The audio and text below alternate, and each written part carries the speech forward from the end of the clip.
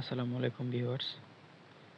আজকে আমি দেখাবো একটি ফোন থেকে অন্য একটি ফোনে যখন আপনি ডাটা শেয়ার করেন, আপনি দেখতে পান যে অনেকগুলো ডিভাইস কানেক্টেড, কিন্তু আপনি চান আপনার হটস্পটটির পাসওয়ার্ড চেঞ্জ করতে। তো আজকে সেই বিষয়টি দেখব কত সহজে একটি হটস্পটের পাসওয়ার্ড চেঞ্জ করবেন। এটার জন্য আপনি আপনার সেটিংয়ে চলে যাবেন। আমি আমার সেটিংয়ে চলে যাচ্ছি। এখানে আসার পর এখান থেকে পোর্টেবল হটস্পটে ক্লিক করবেন।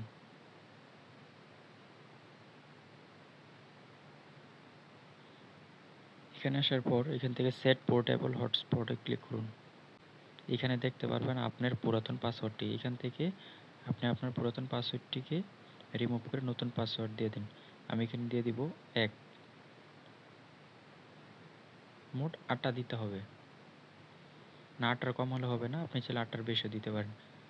তো আমি এটা দিয়ে এখানে টিক মার্কে ক্লিক করে দিব। আপনি চাইলে নেটওয়ার্কের নামটাও চেঞ্জ করতে পারেন। এই যে এখানে আপনি চাইলে আপনার ডিভাইসের নাম অথবা আপনার নিজের নাম লিখে দিতে পারেন। সেক্ষেত্রে আমি এখানে যে নামটা আছে সেটা রেখে দিলাম। এখান থেকে টিক মার্কের উপরে ক্লিক করে দিব। অর্থাৎ এই হলো আপনার পোর্টেবল হটস্পটের মধ্যে পাসওয়ার্ড চেঞ্জ করার কৌশল। এখানে আর কতগুলো বিষয় আছে, যেমন আপনি চাইলে আপনার হটস্পটের মধ্যে কতগুলো ডিভাইস কানেক্টেড আছে সেই বিষয়টা দেখতে পারেন। এটার জন্য নিচে দেখুন কানেক্টেড ডিভাইস নামে একটা অপশন আছে, এখানে ক্লিক করুন।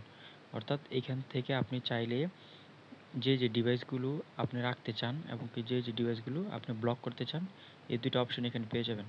আমার যেহেতু এখানে কোনো কানেকশন নাই, এই কারণে ওই অপশনগুলো আসতেছে না।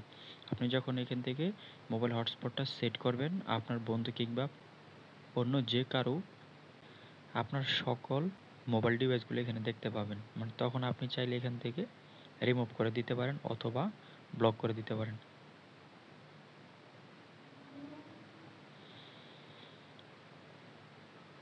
তো এই ছিল আজকের ভিডিও। আশা করি বিষয়টি বুঝতে পারছেন। ভিডিওটি যদি ভালো লাগে অবশ্যই সাবস্ক্রাইব করে পাশে থাকুন।